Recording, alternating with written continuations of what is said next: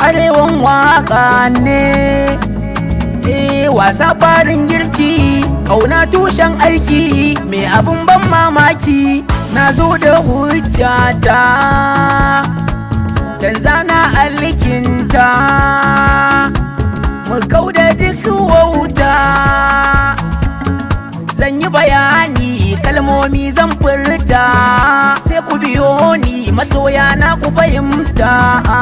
Da ku lokaci ne za mu huta, domin da akwai amana, sani ba canza suna. Addu'ar ku dare da rana, kuke mini yan uwana, din zai ƙara ƙauna.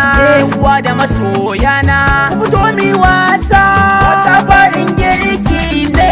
Ku da amana, wasa farin girki ne. Amana lumana, wasa farin girki ne. Saka ku a raina, wasa farin girki ne. Mai lokaci ne mu dinga duba, wata rana ba za mu yo ba. In yau mu ne gobe ba mu bane ba. Da akwai riba ka zagen barama ba, da akwai nasara mai nema ba zai ki samu ba. Duk mi haƙuri gaba ma samu rabo babba. Arewan waka ne, yaro na bureka ne, na faɗa kun gaggane. Na zo da bayani ne, kuma ba zan canza ba.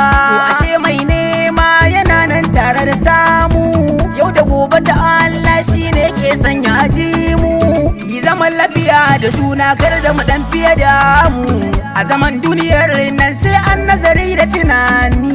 Asalin hali baya bayyanuwa a kamanni. Allah sarki ka tsare mu da duk sharrin zamani. Yi wasa, wasa farin girki, a fagen fama zaki shine fasa taro. Yi wasa, wasa farin girki, ita ko da musa kun san sai dai ta yi horo. Yi wasa, wasa farin girki, wanda ya jajirce a fagen abu shine kwaro. Yi wasa, wasa farin girki, duk maganar da na yi wa masoya ku yi sauraro.